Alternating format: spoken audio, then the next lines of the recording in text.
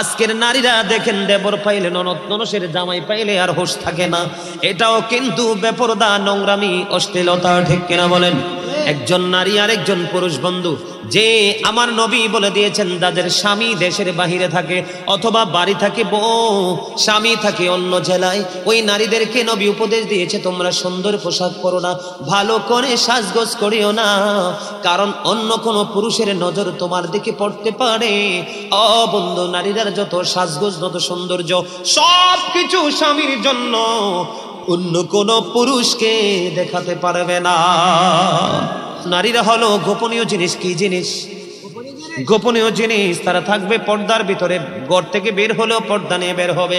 যখন মহিলারা পর্দার বাহিরে চলে আসে গো, আমার নবী বলেছেন শয়তান তখন তাদেরকে দেখে উকি ঝুঁকি দেয়। মহিলারা যখন বন্ধু পর্দার বাইরে যায় দর্শনের শিকার হয়। কথা বলে না? আজকে পৃথিবীর ইতিহাসে তথা বাংলাদেশের ইতিহাসে দেখেন, একটা ইতিহাস দেখাতে পারবেন না একটা পর্দাশীল নারীর জীবনে কোনো কলঙ্ক জটেছে। আমাদের দেশে বন্ধু অনেক নষ্ট চরিত্রের পুরুষ আছে, একটা বিয়ে করার পরে দ্বিতীয় আর একটা করার পরে বড় বিবিকে ভালোবাসে না। নবী জানিয়ে দিয়েছে তুমি স্বামী, তোমার জন্য সমান করতে হবে সব। বউ যেমন কাছে না আসলে তার জন্য পানিশমেন্ট। স্বামী যদি দুইটা বউয়ের মধ্যে সমতা বজায় না রাখে, সমান সমান না দেয়, তাহলে সেই স্বামীটা কিয়ামতের দিন অর্ধেকটা অকিজু হয়ে কুজু হয়ে উঠবে। জোরে জোরে নাউজুবিল্লাহ। আল্লাহ কাউকে ছাড় দিবে না। স্বামী যদি রং হয় স্বামীর বিচার করবে, স্ত্রী যদি রং হয় স্ত্রীর বিচার করবে। আমাদের দেশে ম্যাক্সিমাম স্বামী বিয়ের পরে বউকে স্যান্ডেল মনে করে, আছে না নাই? বন্ধুরে আমার, এই যদি হতো, স্ত্রী যদি এতটা অবহেলিত হতো, পৃথিবীর কোনো মা আর কন্যা সন্তান পেটে ধরতো না, ঠিক কিনা বলেন? মনে রাখবেন, নারী যদি পৃথিবীতে বন্ধু আজকে থেকে জন্ম হওয়া বন্ধ হয়ে যায়, তাহলে পৃথিবী আজকে থমকে দাঁড়িয়ে যাবে। সাবধানে থাকিও নারী পর্দার আড়ালে, হাদিসে হারাম লেখে অন্য দেখিলে। সাবধানে থাকিও নারী, বলেন সাবধানে থাকিও নারী পর্দার আড়ালে, হাদিসে হারাম লেখে অন্য দেখিলে। সাবধানে থাকিও নারী পর্দার আড়ালে। আজকালের নারী গণে তারা স্বামীদেরকে ঘরে রেখে, ভালো লাগে না তাদের পার্কে না গেলে।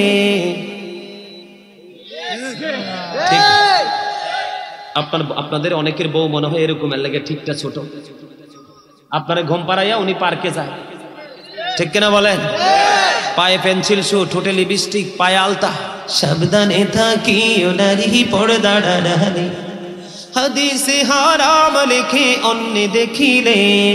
সাবধানে থাকিও নারী পর্দার আড়ালে। আজকালের নারী গণে তারা স্বামীদেরকে ঘরে রেখে, ভালো লাগে না তাদের পার্কে না গেলে। সাবধানে থাকিও নারী পর্দার আড়ালে। আজকালের নারী গণে তারা সাতকাটিনের জামা পরে, রূপের ব্যবসা করে তারা শহরে চলে, ঠিক বলে? রূপের ব্যবসা করে তারা শহরে চলে, তাহাদের স্থান হবে জাহান্নামেতে। বলেন তাহাদের স্থান হবে জাহান্নামেতে। বলেন সাবধানে থাকিও নারী পর্দার আড়ালে, হাদিসে হারাম লেখে অন্য দেখিলে। সাবধানে থাকিও নারী পর্দার আড়ালে। পর্দা করে চললে নারী ফাতেমারি সঙ্গে তুমি, ফাতেমারি সঙ্গে তোমার জান্নাত হবে, ফাতেমারি সঙ্গে তোমার জান্নাত হবে। সাবধানে থাকিও নারী পর্দার আড়ালে। বন্ধুরে আমার, এবার নারীদের সম্পর্কে যে আয়াত আমি শুরুতে ধরেছিলাম, আল্লাহ বলেছেন ওয়াকরনা ফি বুয়ুতিকুন্না ওয়ালা তাবাররাজনা তাবাররুজাল জাহিলিয়াতিল উলা। আল্লাহ মহিলাদেরকে সাবধান করেছে, মা বোনেরা গো, হৃদয় খুলে শোনো গো, আমার আল্লাহ সাবধান করেছে, তোমরা জাহিলি যুগের নারীদের মতো তোমাদের রূপ অন্য কোনো পুরুষকে দেখায়ও না, তোমরা পর্দার মধ্যেই থাকো। বলছে কে? এখনকার মা চাচি জেডিরা কি পর্দায় থাকে না পর্দার বাহিরে? কথা বলেন না কেন? তো এখন এটার জন্য দায়ী কে? তারা না পুরুষ? কথা বলেন না কেন? মহিলারা উশৃঙ্খল, মহিলারা বেপর্দায় চলাফেরা করছে, এটার জন্য দায়ী হবে বন্ধু স্বামীরা, পুরুষরা। বাঁচার কোনো উপায় নাই। তবে তাদেরকেও ছাড় দিবেন আমার আল্লাহ। নারীদেরকে পর্দায় থাকতে বলেছে, বন্ধু যদি বের হও ঘর নিয়ে বের হয়ে যাও, যেন তোমার বডি স্ট্রাকচারটা যেন কেউ আইডেন্টিফাই করতে না পারে, বুঝতে না পারে। বন্ধুরে, আবার মহিলাদের পর্দাটা কত হার্ড, আমি ছোট্ট করে কিছু কথা বলবো এই সম্পর্কে, 2-3টা হাদিস শরীফ বলবো বন্ধু। উম্মে সালমা রাদিয়াল্লাহু তাআলা আনহা থেকে বর্ণিত, তিনি বলতেছেন, মাইমুনা সহ আমি নবীর দরবারে উপস্থিত ছিলাম, হঠাৎ করে দেখতে পেলাম হাদিস শরীফের মধ্যে এসেছে, উম্মে মাকতুমের পুত্র আব্দুল্লাহ নবীর দিকে আসতেছে। উম্মে সালমা রাদিয়াল্লাহু তাআলা আনহা থেকে হাদিস বর্ণিত। এবার আমার নবী বলল, তোমরা এখান থেকে প্রস্থান করো, তার মানে আউটসাইডে চলে যাও। কোথায় চলে যাও? এখান থেকে প্রস্থান করে এখান থেকে সরে যাও। এবার তারা বলল, ইয়া রাসূলুল্লাহ, ইয়া হাবিবাল্লাহ, নবী গো, ও প্রাণের নবী, উম্মে মাকতুমের পুত্র আব্দুল্লাহ কি অন্ধ নয়? তার মানে যিনি আসতেছেন আগন্তুক অন্ধ, কানা, তিনি কিছুই বন্ধু দেখতে পায় না। এবার আমার নবী একটা ডাক দিয়ে বলল, সে হয়তো অন্ধ, তোমরা তো অন্ধ না। আল্লাহু আকবার। আরে আরো জোরে বলেন না, আল্লাহু আকবার। মহিলাদের পর্দা ফরজ, মাথা থেকে পা পর্যন্ত ঢেকে রাখতে হবে পোশাক দিয়ে। হাতের তালু, পায়ের তালু বিশেষ কারণে দেখাতে পারবে, রাষ্ট্রীয় কোনো কারণ, বিশেষ কারণে তারা এই মুখমণ্ডলটা দেখাতে পারবে। যেমন পাসপোর্ট করতে হবে, হজে যাবে, এই পেজ দেখাতেই হবে। এইরকম কিছু গুরুত্বপূর্ণ এনআইডি কার্ডে তার ছবি লাগবে, তখন কিন্তু তার এই মুখটা দেখাতে হবে, রাষ্ট্রীয় কারণে সেটা ইউজ করতে পারে। অন্যথায় মাথা থেকে পা পর্যন্ত পুরো বডি ঢেকে রাখা ফরজ। কি নবী কি বলেছে? ওই পুরুষটা অন্ধ, তোমরা তো অন্ধ নও, তোমরা এখান থেকে আত্মগোপন করো। নবীর হাদিস শরীফ থেকে বোঝা যায় বন্ধু, ও বন্ধু, ঘরের দরজা দিয়ে, দরজা জানালার চিপা দিয়ে, পর্দার আড়াল দিয়ে, বাড়ির চতুর্দিক দিয়ে বেড়া দিয়েছেন। বাতার বেড়া। কিসের বেড়া? বাতার বেড়া। যেই কোনো কিছু দিয়ে বেড়া দিয়ে রেখেছেন বন্ধু। নতুন দুলা এসেছে, নতুন বর এসেছে, ওই বাড়িতে নতুন নতুন পুরুষ এসছে, মেহমান। দরজার ফাঁকি দিয়ে বেড়া দিয়ে বন্ধু, কোনো পুরুষের দিকে নজর দেওয়া যাবে না যদি ওই পুরুষটা অন্ধ হয়। কথা কি বুঝেন নাই আমার? কত হার্ড বিষয়। হাদিস শরীফ, আমার তো বলা কথা না, নবীর কথা সত্য না মিথ্যা? বিশ্বাস করেন না? তাহলে আপনার আওয়াজ ছোট কেন? হযরত মুহাম্মদ সাল্লাল্লাহু আলাইহি ওয়াসাল্লাম was born in Arab country. His father's name was Abdullah. His mother's name was Amina. His father said died before he was born. He lost his mother in his childhood. He was very truthful. আমার নবী ছিলেন শ্রেষ্ঠ সত্যবাদী। সাদাকাল্লাহুল মাওলানাল আযীম ওয়া সাদাকা রাসূলুহুন নবিয়ুল হাবিবুল কারীম। আল্লাহর কথা যেমনি সত্য, নবীর কথাও সত্য, এতে কোনো সন্দেহ নাই। আমি কি মা বোনদের ওয়াজ করব কিনা? একটু শোনার দরকার আছে কিনা? বন্ধু, এটার জন্য আল্লাহর হাবিব বলেছেন, একদল পুরুষকেও দায়ুস বলেছেন নবী। কাকে? একদল পুরুষকেও। হাদিস শরীফের মধ্যে এসেছে একদল পুরুষও বন্ধু দায়ুস। বলে হুজুর, এই পুরুষগুলো কে গো? এই পুরুষগুলো বন্ধু নবী দেখিয়ে দিয়েছেন, এই পুরুষগুলো হলো যারা নিজের স্ত্রীকে অন্য পুরুষের সাথে কথা বলতে দেখেও নিষেধ করে না। আছে না এরকম? নিজে একটু কালো, বউটা একটু সুন্দরী, দেদারসে যেই কোনো পুরুষের সাথে দেখা করছে, কথা বলছে, যেমনি চেমনি বন্ধু চলতেছে, তাকে তুমি প্রতিহত করলা না। নবী বলেছেন ওই পুরুষ তো দায়ুস হয়ে গেছে, তার জন্য বরাদ্দ নিকৃষ্ট জাহান্নাম। বউকে শাসন করতে হবে। একজন পুরুষ বড় বুজুর্গ আল্লাহওয়ালা, বউ কিন্তু শৃঙ্খল বেপরদাশীল পুরুষ, নামাজ পড়ো লাভ নাই, জাহান্নামে যেতে হবে। বলে হুজুর, বউ আমার কথা শুনে না, স্ত্রী আমার কথা শুনে না, তাহলে তুমি তোমার উপরে দিয়ে যদি সে কথা বলে কাজ করে, মোহরানা দিয়ে তুমি তাকে তালাক দিয়ে দাও। কোনো ছাড় দেওয়ার সুযোগ নেই, মানতে হলে লিগেল পথে চলতে হবে। ইলিগেল হলে বোঝাও, বোঝানোর পরে যদি সে কন্ট্রোলে না আসে, তাও কি তোমার আওতা থেকে তাকে আউট করে দাও। বন্ধুরে আমার, আমাদের সমাজের মধ্যে কিছু নারী আছে পুরুষের মতো চলতে পছন্দ করে, করে কি করে না? আছে না নাই? বন্ধুরে আমার, ওই সমস্ত মহিলাগুলোকে বলা হয় মর্দা মহিলা। হাদিসের ভাষায় কি মহিলা? মর্দা মহিলা। বন্ধুরে আমার, একটা লজ্জিত কথা না বললেই নয়, না হলে তারা বুঝবে না। পুরো মার্কেট জুড়ে, পুরো শপিং মল জুড়ে নারীদের পোশাক, নারীদের প্রয়োজনীয় জিনিস। পুরুষের হলো একটা শার্ট আর একটা গেঞ্জি, একটা প্যান্ট, একটা লুঙ্গি, ঠিক কিনা বলেন? এত সাজগোজ থাকার পরেও, তাদের বিলাসিতার জন্য এত পোশাক, এত কসমেটিক, এত জুয়েলারি জিনিস থাকার পরেও তারা পুরুষের শার্ট একটা গেঞ্জি নিয়ে টানাটানি করে, করে কি করে না? একটা প্যান্ট, তাদের পায়জামা, তাদের সালোয়ার, পোশাকের কোনো অভাব নাই, ডিজাইনের অভাব নাই। বন্ধু, এই জন্য, কারণ নারীরা হলো শয়তানের রশি। পুরুষকে গায়েল করার জন্য, পুরুষকে নষ্ট পথে ধাবিত করার জন্য শয়তান নারীকে কৌশল হিসাবে ব্যবহার করে। জোরে জোরে নাউজুবিল্লাহ। বন্ধুরে আবার, আমাদের দেশে বউরা বেশি দেবরের সাথে ভাব থাকে, ননদের হাজবেন্ডের সাথে, ননসের হাজবেন্ডের সাথে ভালো সম্পর্ক থাকে, থাকে কি থাকে না?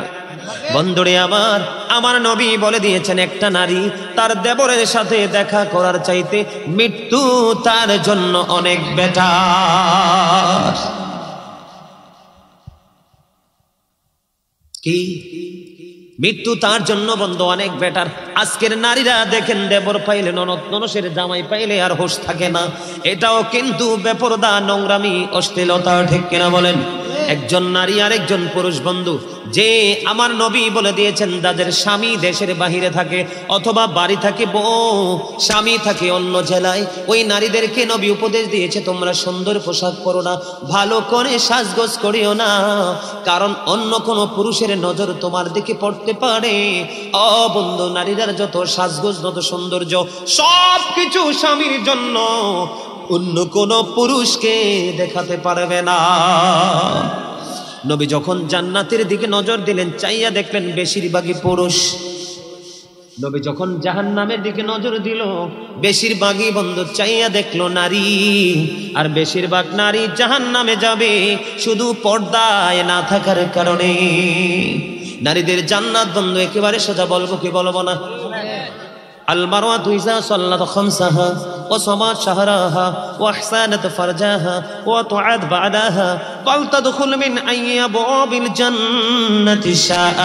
যে মহিলা 5 ওয়াক্ত নামাজ পড়বে, রমজান মাসে রোজা রাখবে, লজ্জাস্থানকে কন্ট্রোল করবে, হেফাজতে রাখবে, স্বামীর কথা মেনে চলবে রে, ওই মহিলার জন্য কাল কিয়ামতের দিন 8টা জান্নাতের দরজা বন্ধ খোলা থাকবে, যেটা দিয়ে মন চায় সেটা দিয়ে প্রবেশ করতে পারবে। জোরে জোরে বলুন না সুবহানাল্লাহ। আজকে বন্ধু, নারী পুরুষ দুইটার মধ্যেই সমস্যা আছে না নাই? আর জোরে। স্বামী স্ত্রীকে মানে না, স্ত্রী স্বামীকে সম্মান করে না। কথা বলেন না কেন? আমার নবী বলেছেন, যেই মহিলা পুরুষের পোশাক পরে, যেই মহিলা পুরুষের মতো চলাচল করে, এই মহিলার নাম হলো বন্ধু মর্দা মহিলা। ওই মহিলার জন্য বরাদ্দ তিনাতুল খাবার, আর একটা জাহান্নামের নিংড়ানো পোষ তাকে খাইতে দেওয়া হবে। জোরে জোরে বলেন না নাউজুবিল্লাহ, আর জোরে বলেন নাউজুবিল্লাহ। নবী বলেছেন, নারীরা হলো গোপনীয় জিনিস। কি জিনিস? গোপনীয় জিনিস। তারা থাকবে পর্দার ভিতরে, ঘর থেকে বের হলেও পর্দা নিয়ে বের হবে। যখন মহিলারা পর্দার বাহিরে চলে আসে গো, আমার নবী বলেছেন, শয়তান তখন তাদেরকে দেখে উকি ঝুঁকি দেয়। মহিলারা যখন বন্ধু পর্দার বাইরে যায়, দর্শনের শিকার হয়।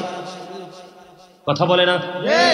আজকে পৃথিবীর ইতিহাসে তথা বাংলাদেশের ইতিহাসে দেখেন, একটা ইতিহাস দেখাতে পারবেন না একটা পর্দাশীল নারীর জীবনে কোনো কলঙ্ক জটেছে।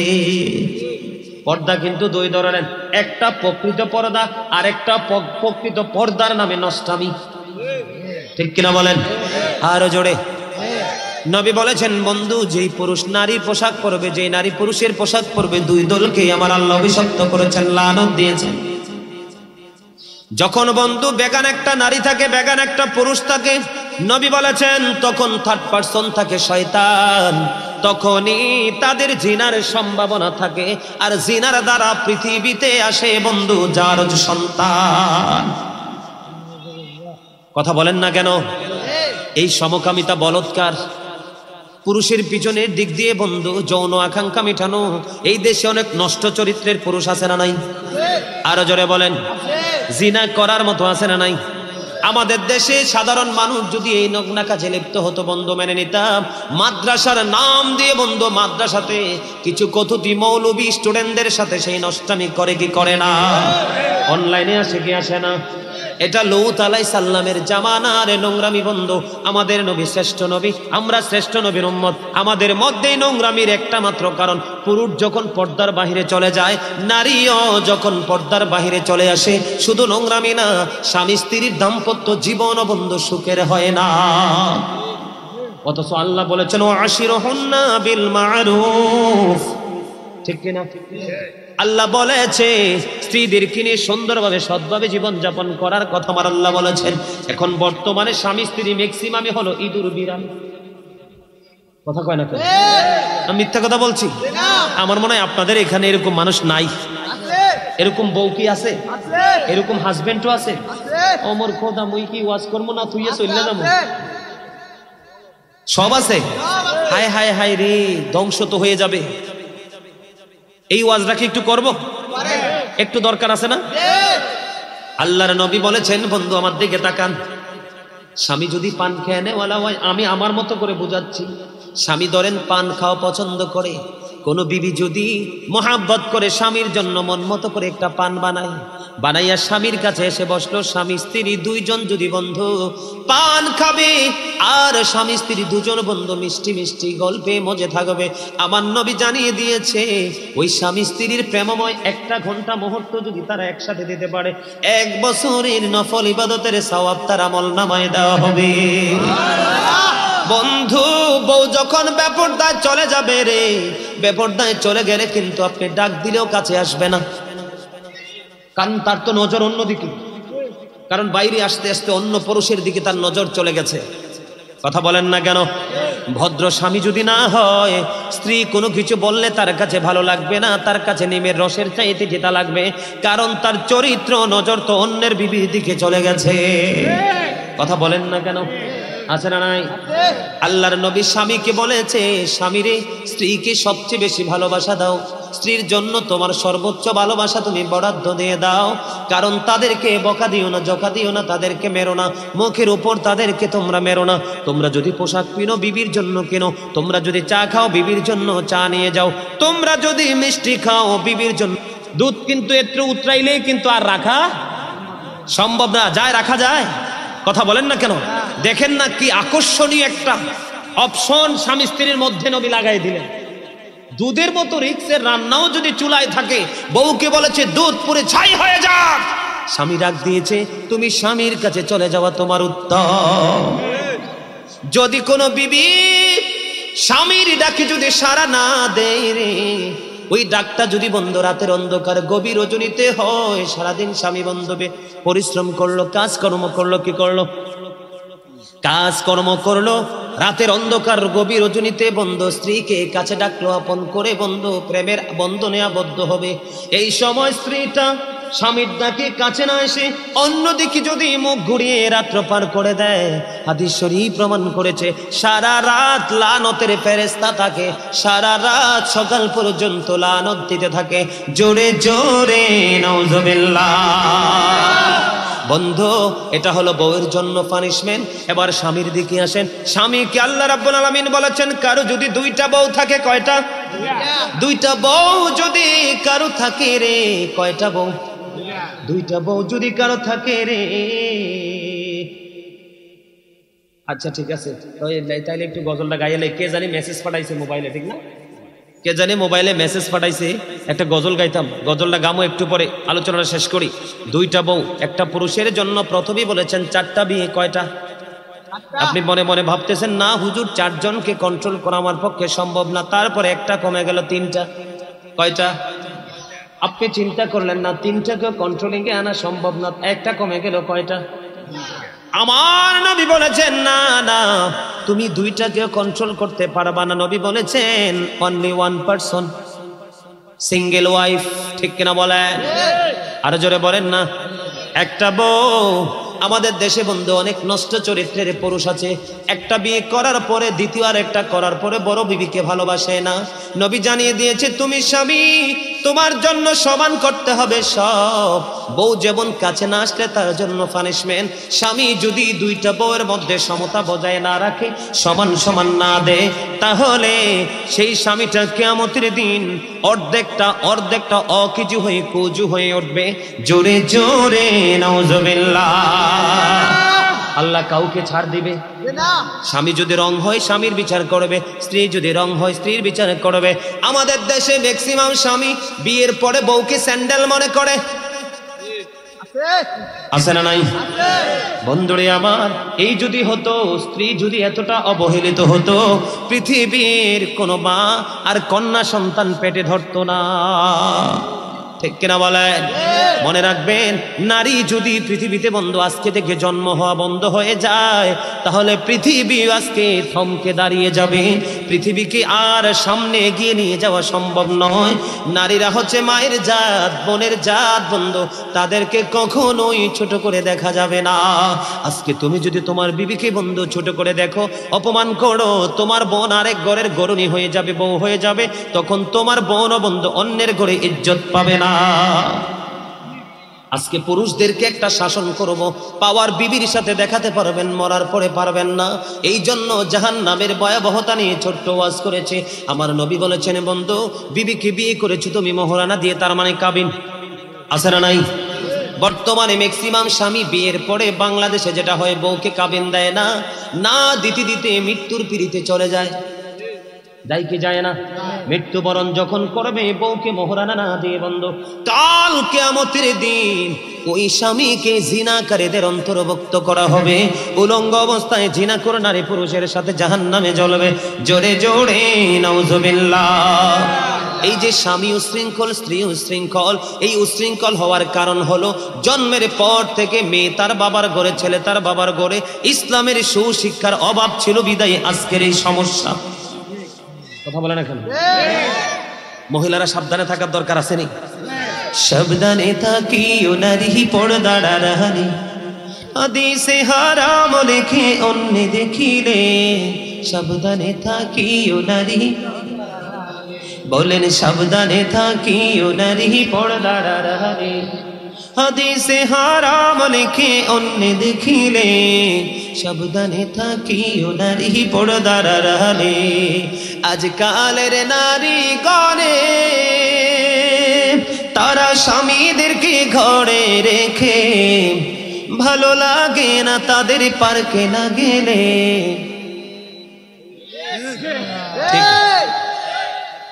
আপনাদের অনেকের বউ মনে হয় এরকম, এর লাগে ঠিকটা ছোট, আপনারা ঘুম পাড়াইয়া উনি পার্কে যায়। ঠিক কিনা বলেন? পায়ে পেন্সিল শু, ঠোঁটে লিপস্টিক, পায়ে আলতা। ঠিক কিনা? ওরে বাবারে, হাদিয়া দিছে। মারহাবা বলেন। আরে গজল শুনলে যে হাদিয়া দিতে হয়, এটা আপনারা জানেন কেমনি? এটা তো চট্টগ্রামের তারা, ঢাকার তারা এনা জানে, আপনারাও জানেন? হ্যাঁ, গজল শুনলে যে হাদিয়া দিতে হয়, এটা আপনারাও জানেন? মাশাআল্লাহ মাশাআল্লাহ। সাবধানে থাকিও নারী পর্দার আড়ালে, হাদিসে হারাম লেখে অন্য দেখিলে। সাবধানে থাকিও নারী পর্দার আড়ালে। আজকালের নারী গণে তারা স্বামীদেরকে ঘরে রেখে, ভালো লাগে না তাদের পার্কে না গেলে। সাবধানে থাকিও নারী পর্দার আড়ালে। আজকালের নারী গণে তারা সাতকাটিনের জামা পরে, রূপের ব্যবসা করে তারা শহরে চলে। ঠিক বলে? রূপের ব্যবসা করে তারা শহরে চলে। তাহাদের স্থান হবে জাহান্নামেতে, বলেন তাহাদের স্থান হবে জাহান্নামেতে। বলেন সাবধানে থাকিও নারী পর্দার আড়ালে, হাদিসে হারাম লেখে অন্য দেখিলে, সাবধানে থাকিও নারী পর্দার আড়ালে। পর্দা করে চললে নারী ফাতেমার সঙ্গে তুমি, ফাতেমার সঙ্গে তোমার জান্নাত হবে, ফাতেমার সঙ্গে তোমার জান্নাত হবে। সাবধানে থাকিও নারী পর্দার আড়ালে। কথাগুলো ঠিক না? বর্তমানে সমস্যা আমাদের মাঝে আছে না নাই?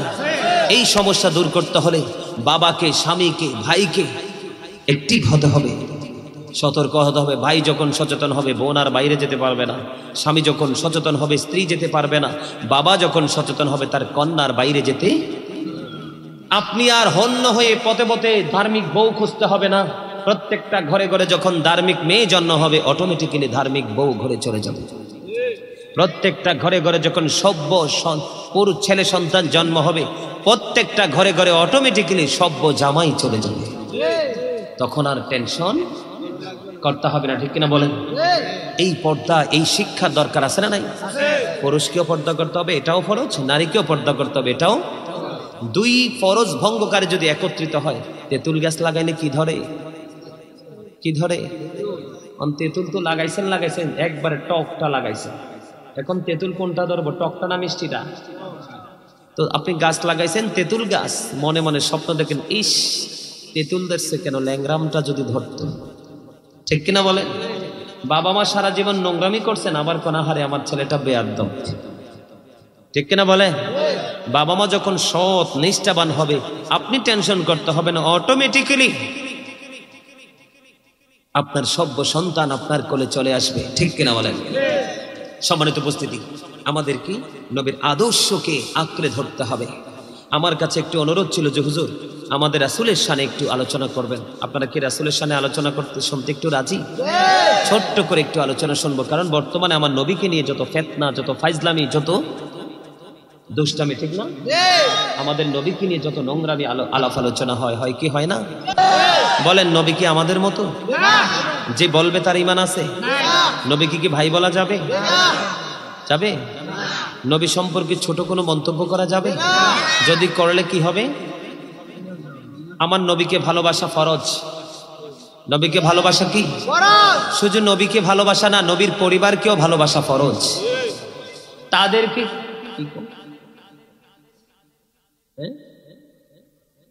ও আচ্ছা, ছোট্ট করে একটু আলোচনা করে তারপর আজকের প্রোগ্রাম আমরা শেষ করব। সম্মানিত উপস্থিতি, নবীকে গালি দেওয়া কি হারাম? হারাম।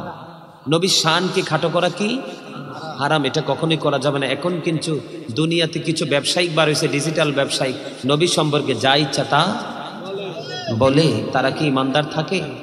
আর জোরে বলেন।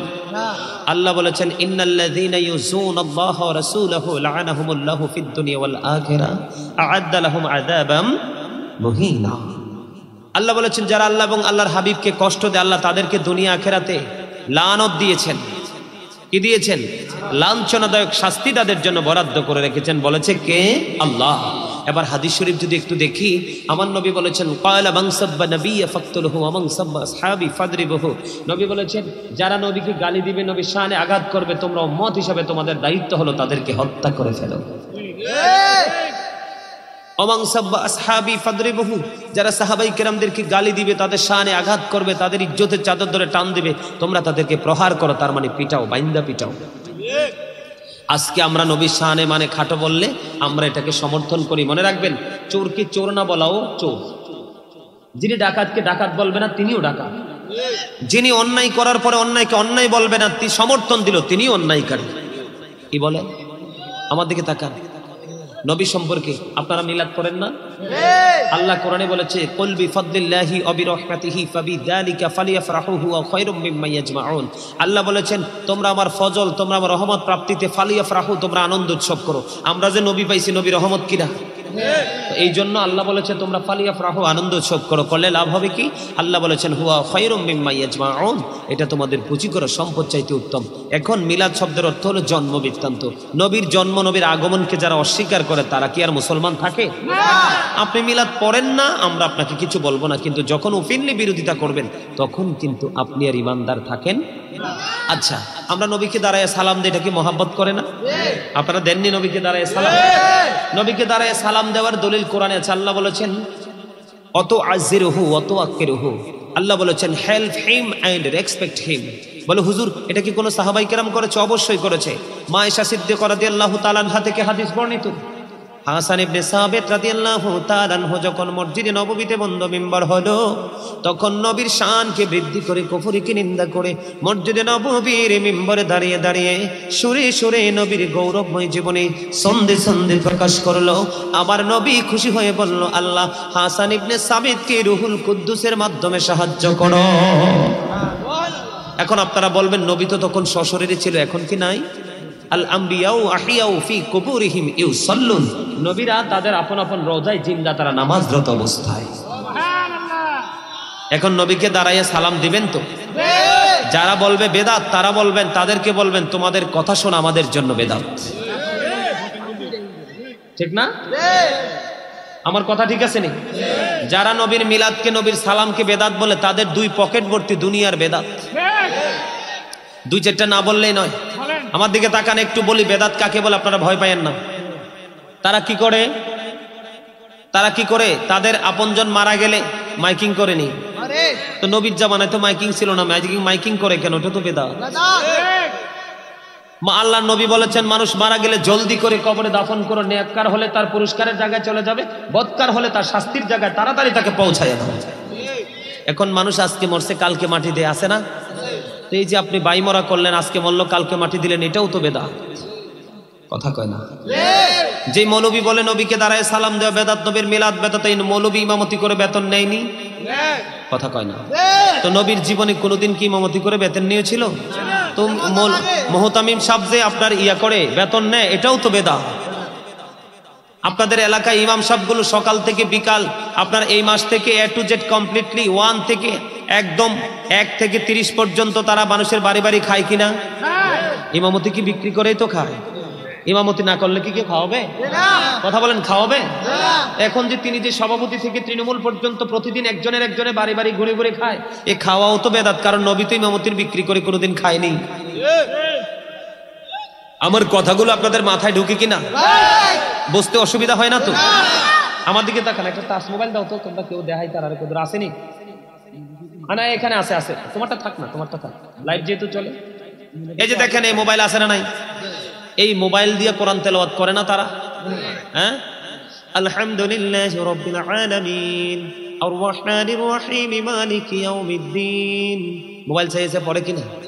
কোরআন তো দেখে দেখে পড়ার কথা কোরআন থেকে। এই যে মোবাইল দেখে দেখে কোরআন তেলাওয়াত, এটাও তো বেদাত।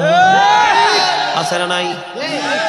যারা বলে নবীর মিলাদ, নবীকে দাঁড়িয়ে সালাম দেওয়া বেদাত, তাদের মাথায় যে টুপিটা পড়েছে, এই টুপি নবীর জামানায় ছিল না। এই জামানায় তাদের দরবারের প্রতীক, তাদের পীরের প্রতীক, এই টুপি বড়াও বেদাত। আছে না নাই? মসজিদের ইমাম সাহেব মসজিদে, এখন মুসল্লি সাহেব মসজিদের দরজায় যায়, যায় বলে হুজুর আই এম ভেরি টায়ার্ড। কেন? হট নাও, খুব গরম এখন, ঠিক কিনা?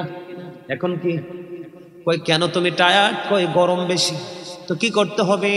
এখন মুসল্লি সাহেব মসজিদের গেইটে দাঁড়ায় দাঁড়ায় বলে ওপেন ইউর ফ্যান, ফ্যানটা ওপেন করে দেন, একটু হাওয়া খাবো।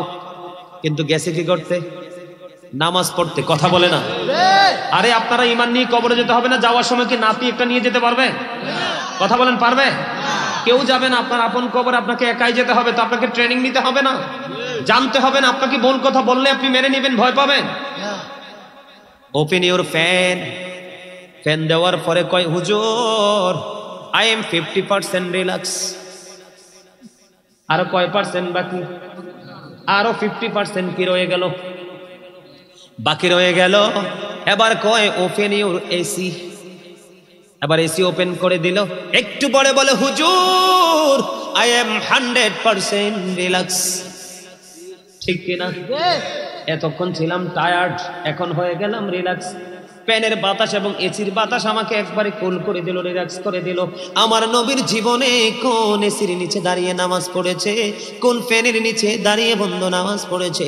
এই যে তুমি নামাজ পড়তে গেলা, একটু কষ্ট সইতে পারো না, ফ্যান ওপেন করে দিলে, এসি ওপেন করে দিলা, এটাও তো বেদাত। একটা বার মুসল্লিকে বলো না ফ্যানও চালাইও না, এসিও চালাইও না, বেদাত। এই যে এত সুন্দর স্টেজ, কত সুন্দর ইলেকট্রিক মেশিন আছে না নাই? এই যে মাইকে ওয়াজ করতেছি, মা বোনের, আমার চাচি জেঠিরা, খালারা, দাদি নারীরা ঘর থেকে শুনে আমার নবীর জীবনে সাহাবাই কেরামদের সঙ্গে বন্ধু ওয়াজ করলো, জীবনে মাইক ব্যবহার করলো না। ও মৌলভী সাহেব, মাইক কত বেদাত, একটা বার এই বেদাতের কথা তুমি বলো না। ঠিক কিনা? এই যে স্টেজের মধ্যে বসেছো, এই স্টেজে এত সুন্দর করে ফুলে ফুলে ভাষণ, একদম লাইটিং ফাইটিং দিয়ে কোলাহল পরিবেশ তো নবী করে ওয়াজ করতে পারলো না, এটা করলা, এটাও তো বন্ধ বেদাত। এত বেদাত তোমার দুই পকেটে, চৌকে দেখো না। শুধু নবীকে একটু মহাব্বত করে আশেকরা যখন দাঁড়িয়ে সালাম দেয়, নবীকে মহাব্বত করে যখন কেউ মিলাদ পড়ে, তোমরা বলো কি বেদাত? এতে বুঝতে হবে তোমরা নবীর দুশমন। এটি অ্যাকসেপ্টেবল নাকি নট অ্যাকসেপ্টেবল? গ্রহণযোগ্য না? এগুলো কি বাস্তব না? শোনেন, আমার দিকে তাকান, এবার আমি আপনাদেরকে একটু প্রমাণ দিব, নিবেন? সবচেয়ে বেশি লজ্জা কখন লাগে জানেন? সবচেয়ে বেশি দুঃখ কখন পাই জানেন? যখন বলে নবী আমার মতো। আজ থেকে নবী ১৫০০ বছর আগে বলেছেন, ক্বালা আইয়ুকুম মিথলি, তোমরা কে আছো আমার মতো? আজও পর্যন্ত কেউ হাত তোলে নাই। মুখে মুখেই বলে নবী আমার মতো। ঠিক কিনা বলেন? বন্ধুরে আবার আমার দিকে তাকান, আমি নবী যে আমাদের মতো না, তার একটা প্রমাণ আমি দেই, নেবেননি? আরো জোরে। আবার বলে নবী নাকি গায়েবী খবর জানে না। নবী শব্দের অর্থই হলো অদৃশ্যের সংবাদদাতা। তা আপনি সংবাদ না জানলে দিবেন কোত্থেকে? কথা কন না কেন? এই যে আপনাদের এখানে আলোচনা শুরু করলাম, অনেক লম্বা আলোচনা বন্ধ হয়ে গেল। আমি যদি না জানতাম ওয়াজ কি করতে পারতাম? কথা বলেন না? আরো জোরে।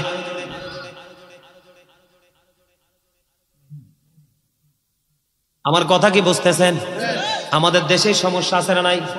মনে রাখতে হবে, নবীর শানে যদি কেউ বেয়াদবি করে রে, সে কখনোই 100% মুমিন হতে পারবে না। নবীর ভালোবাসা থাকতে হবে। ওমর রাদিয়াল্লাহু তাআলা আনহু যখন বলল, আমার দিকে তাকান, ওমর রাদিয়াল্লাহু তাআলা আনহু বলল, নবী গো, আমার জীবন ছাড়া সব কিছুর চাইতে বেশি ভালোবাসি আপনাকে। নবী বললেন, এখনো তুমি মুমিন হতে পারো না। ওমর রাদিয়াল্লাহু তাআলা ইসলামের দ্বিতীয় খলিফা। কি খলিফা? যিনি যেই রাস্তা দিয়ে হেঁটেছে কিয়ামত পর্যন্ত কোনোদিন শয়তান এই রাস্তায় কদম দিবে না। সে ওমর বলেছে, আমার জীবনটা ছাড়া সবকিছুর চাইতে বেশি ভালোবাসি আপনাকে। আমার নবী বলছে, এখনো তুমি মুমিন হতে পারো নাই। যখন বলল জীবনের চাইতে বেশি ভালোবাসি, তখন হলো ইমানদার। আপনি নামাজ পড়লে লাভ হবে কি? রোজা করলে লাভ হবে কি? এত সস্তা জান্নাত। আল্লাহ কোরআনে বলেছেন, ইউদিল্লু বিহি কাসীরা ওয়া ইয়াহদি বিহি কাসীরা। আল্লাহ কোরআন দিয়ে কাউকে হেদায়াত দান করেছে, কাউকে আবার পথভ্রষ্ট করেছে। আপনি ইমানদার হয়ে যখন কোরআন তেলাওয়াত করবেন, তখন আপনি হেদায়েত প্রাপ্ত হবেন। আর ইমানদার না হয়ে যখন কোরআন তেলাওয়াত করবেন, তখন হবেন পথভ্রষ্ট। কথা কি বুঝে আসছে? শোনেন, আমার দিকে তাকান, নবী গায়েব জানে কইলে অনেকের গায়ে আগুন ধরে যায়। আছে না নাই? আর জোরে বলেন, আছে না নাই? বন্ধুরে আমার, মনে হয় গত সপ্তাহের মধ্যে চট্টগ্রাম থেকে একটা গ্রুপ ফোন করলো আমাকে, হুজুর আপনি কি গাজী সোলাইমান? আমি বললাম ইয়েস। কয় আজকে দুই পক্ষের দ্বন্দ্ব। কয় পক্ষের? দুই পক্ষের দ্বন্দ্ব হলো। কয় নবী যখন মেরাজে গিয়েছিল, তখন নবী এবং আল্লাহর মাঝে নাকি বিশাল একটা পর্দা ছিল। নাউজুবিল্লাহ বলেন না কেন? এখানে হাফেজ সাহেব আসেনি? কেউ আছে? কে আছে? একজন একটি হাফেজ লাগবে। আসেনি এখানে কেউ হাফেজ সাহেব? হ্যাঁ, আমি বলি, আপনাদেরকে বলি, হাফেজ সাহেবকে বলে দেখাতে বলবেন। সূরা নাজম, সূরা নাজমের 9 নম্বর আয়াতে আল্লাহ রাব্বুল আলামিন বলেছে, ফাকানা কাবা কাউসাইন আও আদনা। আল্লাহ বলতেছে, আল্লাহ এবং আল্লাহর হাবিব দুইজনের মাঝে দুই ধনুকের ব্যবধান ছিল। আর এই দুনিয়ার কিছু পৃথিবীলোভী মুসল্লি মৌলবী বলে নবী এবং আল্লাহর মাঝে ছিল বিশাল পর্দা। আমি আপনাদেরকে বলি, আজকে আপনারা আমাকে দাওয়াত দিয়েছেন কিনা? আপনারা যদি আমাকে পর্দার ভিতরে যদি রাখবেন তাহলে দাওয়াতের দরকার কি? কথা বলে না। আমার নবীকে তো আল্লাহ নিজে দাওয়াত দিয়েছে। কে? আল্লাহ। কে? আল্লাহ। আল্লাহ নিজে দাওয়াত দিয়েছে। আপনাদেরকে বজি বন্ধু, বন্ধু আমাকে শত্রু মনে করবেন না, আপনাদেরকে বাঁচানোর জন্য বলছি, ইমানকে মজবুত করার জন্য। একটা আসমান থেকে আরেকটা আসমানের দূরত্ব হলো 500 বছরের রাস্তা। কত বছর? আপনারা মন দিয়ে শুনবেন, নবী যে আমাদের মতো না, নবী যে কিছু জানে, নবী যে অন্যরকম, এটা প্রমাণ করার জন্য আমার নবী এশার নামাজ পড়ে উম্মে হানির ঘরে এক রাত্রি খেয়াল করবেন কিন্তু কোথায়? উম্মে হানির গড়ে। এবার জিবরাইল আলাইহিস সালাম আসলো, এসে নবীকে ডাকলেন। ডাকার পরে নবীকে বললেন, নবী চলুন জমজমের কিনারায়। নবীকে নিয়ে জমজমের কিনারায় গেল। যাওয়ার পরে নবীর সিনা সাক করলো, বিদীর্ণ করা হলো। সিনা সাক মানে বুঝেননি? Open heart surgery, operation. নবীকে কোনো ইনজেকশন দেয়নি। আপনাকে অপারেশন করতে হলে থিয়েটারে নিতে হলে আগে ইনজেকশন দিয়ে আপনাকে সেন্সলেস অবশ করতে হয়। নবী কিন্তু সশরীরে জিন্দা জমজমের কিনারায় নিল। নেওয়ার পরে নবীর ওপেন হার্ট সার্জারি মানে অপারেশন হলো। ভিতর থেকে সব কিছু বের করলো। বের করার পরে জমজমের পানি দিয়ে সুন্দর করে ধুইলো। ধোয়ার পরে আবার জায়গায় সেটিং করে দিল। সেটিং করে দেওয়ার পরে আল্লাহর কুদরতে আবার ওপেন হার্ট সার্জারি বন্ধ একজাস্ট হয়ে যায়। নবী কি বেহুশ হয়ে গেছিল নাকি করছে? 100% নবী একদম স্ট্রং। ওই যে নবী আমাদের মতো না, সেটার প্রমাণ বন্ধু। এবার নবীকে নিয়ে বন্ধু বোরাকের কাছে গেল। এবার বোরাকের সাথে আলাপ আলোচনা হলো। দেখবেন, চিন্তা করবেন কিন্তু এখান থেকে বন্ধু, এই যে কোরআন শরীফের 15 পারায় বনি ইসরাইলের মধ্যে আল্লাহ কি বলেছেন? সুবহানাল্লাযী ইয়াসরা বিআবদিহি লাইলাম মিনাল মাসজিদিল হারাম ইলাল মাসজিদিল আকসাল্লাযী বারাকনা হাওলাহু লিনুরিয়াহু মিন আয়াতিনা। আল্লাহর বলেছেন আল্লাহর হাবিবকে আল্লাহ মসজিদে হারাম থেকে মসজিদে আকসা, তার মানে খানায়ে কাবা বাইতুল্লাহ থেকে ওই যে বাইতুল মুকাদ্দাস পর্যন্ত ভ্রমণ করিয়েছেন। বনি ইসরাইলের 1 নাম্বার আয়াত। নবী যে আমাদের মতো না, এটা প্রমাণ করার জন্য বন্ধু আপনাদেরকে আমি বলে দিতে চাই, মনটা দিয়ে শুনবেন। এখান থেকে কোথায় চলে গেল নবী? মসজিদে আকসায়। এখানে কিন্তু বুরাকের সাথে অনেক আলাপ আলোচনা হলো। মসজিদে আকসায় গেল, আমার নবী অন্যান্য নবীদের ইমাম হয়ে নামাজ পড়ালেন। নামাজ পড়ায় বন্ধু পৃথিবীর জমিন থেকে আসমানের দিকে রওনা হলেন। একটা করে বন্ধু 7 আসমান পাড়ি দিলেন। 500 বছরের রাস্তা, একটা আসমান থেকে আরেকটা আসমানের দূরত্ব, তাহলে 7 আসমানে কত হাজার বছর? 3500 বছর বন্ধু। এবার চলে গেলেন বোরাক নিয়ে সিদরাতুল মুনতাহায়। সিদরাতুল মুনতাহায় গিয়ে বোরাক আর যেতে পারবে না, নূরের জগৎ। আল্লাহ রাফরাফ পাঠিয়ে দিলেন আরেকটা বাহন। এখান থেকে চলে গেল বন্ধু সোজা অনেক আলাপ আলোচনা। প্রথম আসমানে একজন নবী, দ্বিতীয় আসমানে একজন নবী, করতে করতে অনেক আলাপ আলোচনা করতে করতে সিদরাতুল মুনতাহা, ওখান থেকে অনেক কাজ করে বন্ধু মহাশূন্য অতিক্রম করে আল্লাহর আরশে। 50 ওয়াক্ত নামাজ ছিল না? মুসা নবীর কাজ দিয়ে আসতেছে।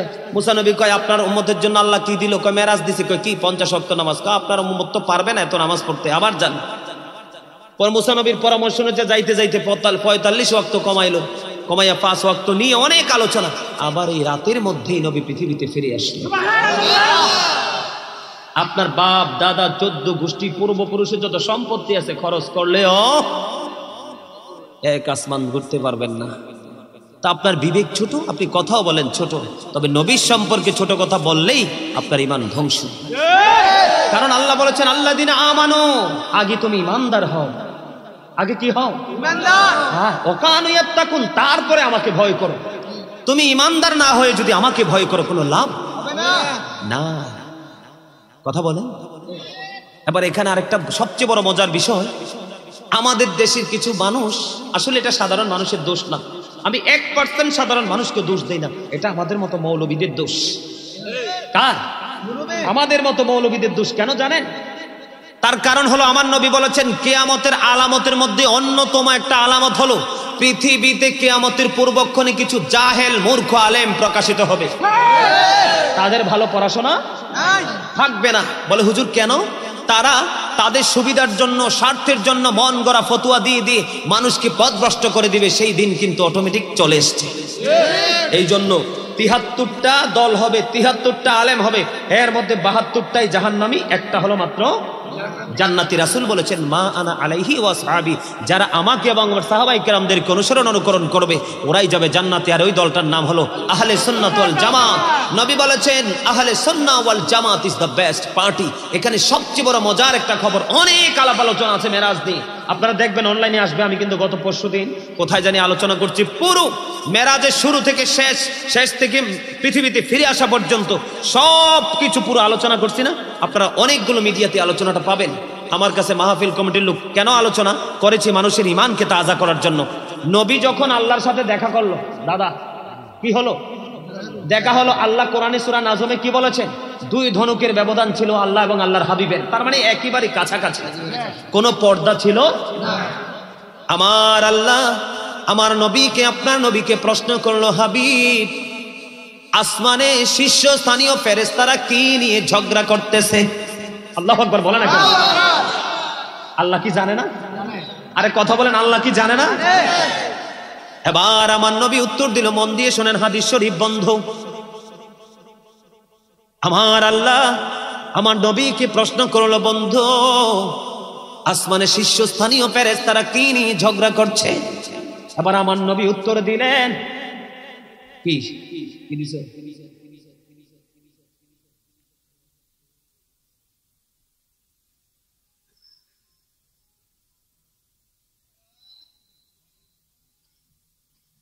এডি তো ওয়াজ আছে তো অনলাইনে, এত কথা কইতে পারতাম না। আচ্ছা এরপরে চেষ্টা করবো বলার জন্য।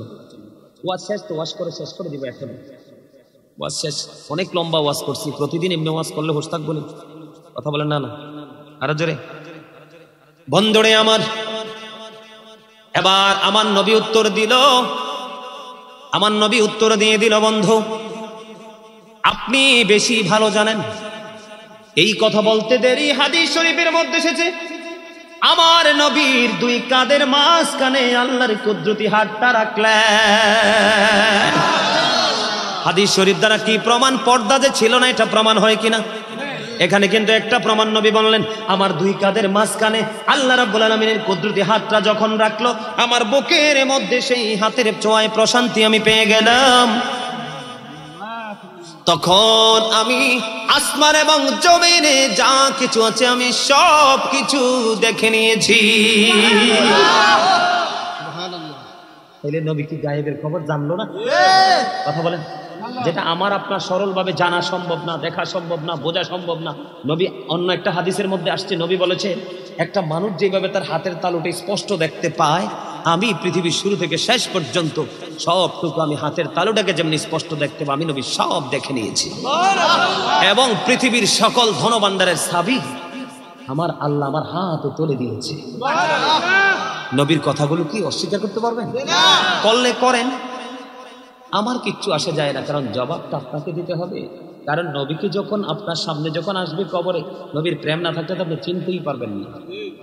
আপনি দিন সম্পর্কে প্রশ্ন করলে উত্তর দিবেন, রব সম্পর্কে প্রশ্ন করলে উত্তর দিবেন, 2টা প্রশ্ন উত্তর দিয়ে দিলেন, কিন্তু নবী সম্পর্কে উত্তর সঠিক দিতে না পারলে ধরা, ঠিক কিনা বলে? সম্মানিত উপস্থিতি, বুঝতে হবে। একবারে চমৎকার কথা দেখেন, লা ইলাহা ইল্লাল্লাহ মুহাম্মাদুর রাসূলুল্লাহ সাল্লাল্লাহু আলাইহি সাল্লাম। একদিকে আল্লাহ আর একদিকে আল্লাহর হাবিব, একদিকে তাওহীদ একদিকে রিসালাত, মিলে গেছে না? তারপরেও বলবেন আপনার মতো আপনার আমার রক্ত খাওয়া হারাম। নবী মদিনায় থাকা অবস্থায় 27টা যুদ্ধ করছে। কয়টা? এর মধ্যে সবচেয়ে বড় ভয়ঙ্কর যুদ্ধ হলো উহুদের যুদ্ধ। আপনারা সবাই জানেন নবীর দান্দান মোবারক শহীদ হয়ে গেছে উহুদের ময়দানে। আমার নবীর দান্দান মোবারক যখন শহীদ হয়ে গেল, নবীর মুখ মোবারক দিয়ে বন্ধ রক্ত মোবারক বের হতে থাকলো। মালিক বিন সিনান দেখে সহ্য করতে পারলো না, দৌড়ে চলে গেল। নবী রক্ত মোবারক বন্ধ চষতে শুরু করলো। নবী ডেকে ডেকে বলে, রে মালিক বিন সিনান, রক্ত বক্ষণ করো না, জমিনে তুমি রক্তগুলো ফেলে দাও। মালিক বিন সিনান ডেকে ডেকে বলল, ইয়া রাসূলুল্লাহ, আল্লাহর ইজ্জতের কসম করে বলছি গো, আপনার একটা ফোঁটা রক্ত আমি জমিনের মধ্যে পড়তে দিব না। এই কথা বলে নবী রক্ত মোবারক চষতে শুরু করলো। চষতে চষতে চষতে চষতে শেষ রক্তের ফোঁটা যখন বন্ধ চষা শেষ হয়ে গেল, আমার নবী এবার ডাক দিয়ে বলল, রে দুনিয়ার আমার উম্মত, দুনিয়ায় যদি তোমরা কোনো জান্নাতি মানুষ দেখতে চাও তাহলে মালিক বিন সিনানকে দেখে না। নবী রক্ত মোবারক খেয়েছে মহাব্বতে। রক্ত কি হারাম? অবশ্যই হারাম। রক্ত, চামড়া, লেজ এগুলোকে খাওয়া যাবে? নবীজি রক্ত মোবারক খেয়ে ফেললো, আর নবী তাকে জান্নাতি ঘোষণা দিল এবং আমাদেরকেও তার দিকে নজর দেওয়ার কথা বললো। জান্নাতি মানুষ দেখতে চাইলে মালিক বিন সিনানকে দেখে নাও। তারপরও বলবেন আপনার মতো সাধারণ? সম্মানিত উপস্থিতি, উম্মে আইমনের নাম তো শুনছেন, একজন বরকতের দাসী ছিলেন। নবীর প্রস্রাব মোবারক খেয়ে ফেলল। কি? নবীজির প্রস্রাব মোবারক খাওয়ার পর উম্মে আইমনকে নবী জান্নাতের ঘোষণা দিয়ে দিল। উম্মে আইমন বলতেছে, আমার কাছে মনে হয় পৃথিবীতে এর চেয়ে নিয়ামত আর কিছু নাই। সম্মানিত উপস্থিতি, সাহাবায়ে কেরাম নবী যখন থুতু মোবারক নিক্ষেপ করতো তারা এমনি হাত পেতে বসে থাকতো। যখন নবীর থুতু মোবারক ফালাতো তারা হাতে উঠিয়ে নিয়ে মুখে মেসেজ করে দিত, তখন তাদের মুখটা অত্যন্ত গ্লেজি হয়ে যেত। তারপরও বলবেন আপনার মতো? আরে ভাই, একটা সাপ যে প্রেম করছে, আকির নামক একজন গাধা, নবী যখন পৃথিবী থেকে চলে গেল, নবীর বিরহ সে সইতে পারে না। 3 দিন 3 রাত্র মতান্তরে 4 দিন 4 রাত্র সে কোনো খাবার খায় না। 3 দিন 3 রাত্র 4 দিন 4 রাত্র পরে আর সহ্য করতে পারে না, গভীর সমুদ্রে ঝাঁপ দিয়ে নিজের জীবন দিয়ে দিল। নবী চলে গেছে, সে দুঃখ সইতে পারে না, সেই জন্য। তারপরও বলবেন আপনার মতো? আপনারা সবাই জানেন আবু বকরকে যে সাপে কামড় দিয়েছে হিজরিতে রাত্রিতে, সবাই তো জানেন, জানেন না? কিন্তু কেন কামড় দিয়েছিল সেই রহস্য কি জানেন? একটু বলে শেষ করে দিব বন্ধুরি আমার। নবীকে যে সাপে সবল মেরেছিল বন্ধু সেই হিজরতের রাত্রিতে, তার রহস্য হলো যে গুহার মধ্যে নবী আবু বকর অবস্থান করলো, সবগুলো ফিল আপ করে দিল, সবগুলো গর্ত। একটা গর্ত ফিল আপ করার মতো কোনো রাস্তা ছিল না। আবু বকরের পাটা দিয়ে গর্তের মুখটাতে টেক লাগাইয়া দিল। টেক লাগাইয়া দিতে দেরি রে, ওই সাপটা আবু বকরের পায়ে সবল মারলো। আবু বকরকে মারার জন্য নয়, আবু বকর ডেকে ডেকে বলে, সাপটা ডেকে ডেকে বলে, রে আবু বকর, তুমি পা সরাইয়া নাও, এখন থেকে 1500 বছর আগে আমি গর্তের মধ্যে অবস্থান করতেছি শুধু প্রাণের নবীর দিদারের আশা।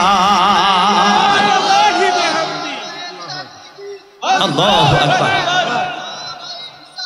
ইয়া রাসূলুল্লাহ, জিন্দাবাদ জিন্দাবাদ। হুশিয়ার সাবধান, এরা হুশিয়ারে আছে, সাবধানে আছে, তোমরা হুশিয়ার নাই, ঠিক কিনা বলেন? সম্মানিত উপস্থিতি, নবী সম্পর্কে সর্বোচ্চ সম্মান, সর্বোচ্চ মর্যাদা আপনার অন্তর থেকে দিতে হবে। জীবনের চাইতে বেশি ভালোবাসা নবীর সম্পর্কে থাকতে হবে। কেউ যখন নবীর শানে আঘাত করবে তখন আপনি নবীর শানে আঘাত করতে পারবেন, ঠিক কিনা বলেন? তাকে সাপোর্টও দিতে পারবেন? সাপোর্ট দিলেও আপনার ঈমান চলে যাবে। আল্লাহ যেন আমাদেরকে ঈমান ইসলামী জিন্দেগি দান করে। সকলে বলুন আমিন, আরো জোরে বলেন আমিন।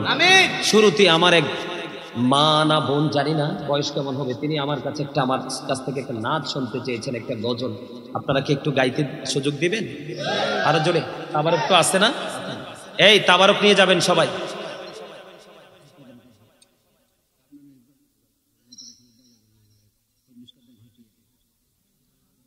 এখনই শেষ করে দিব।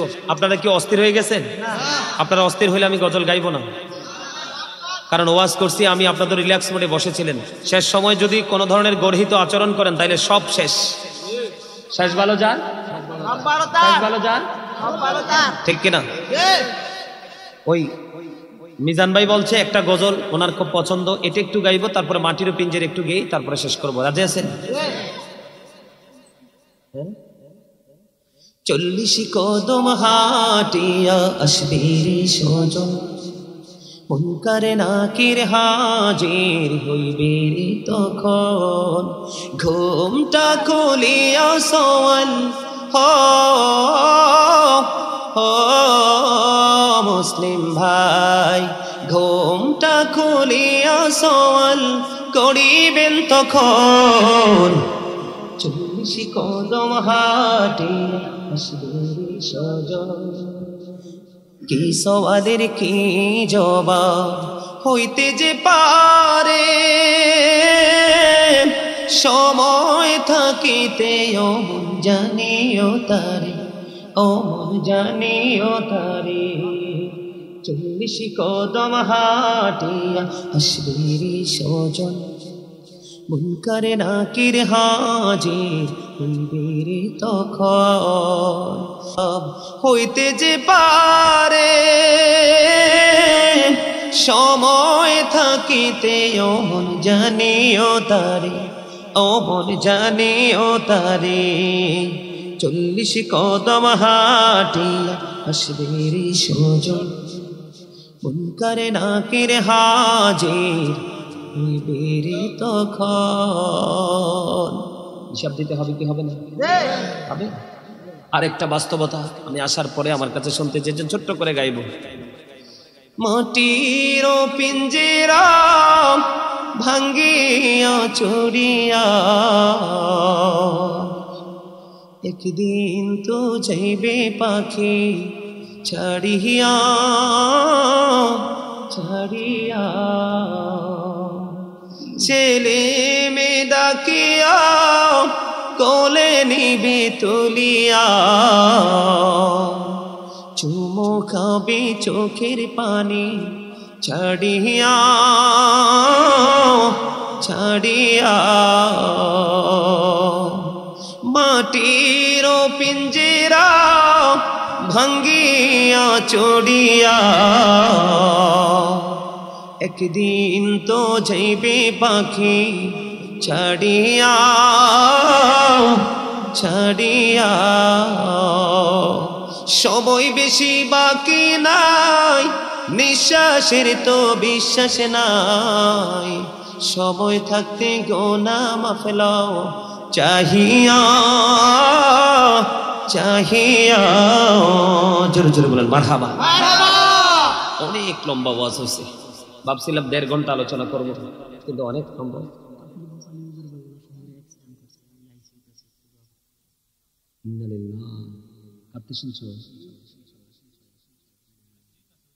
হ্যাঁ, সম্মানিত উপস্থিতি, আমাদের সুন্নিয়তের একজন বীর মুজাহিদ কফিলউদ্দিন সরকার সালেহী, ডক্টর কফিলউদ্দিন সরকার সালেহী, উনি নাকি অ্যাক্সিডেন্ট করে অবস্থা খুব খারাপ, এখন আইসিইউতে আছে। আপনারা সবার কাছে দোয়া চেয়েছে, আমি দোয়া করব, আপনারা দোয়া করবেন, ঠিক কিনা? আর ওই যে আপনি বলছেন যে এই যে জুমার পরের যে সুন্নাত নামাজ, এগুলো বাসায় এসে পড়া যাবে, সমস্যা নেই। হ্যাঁ করা যাবে, আমি মসজিদে পড়াটাই উত্তম।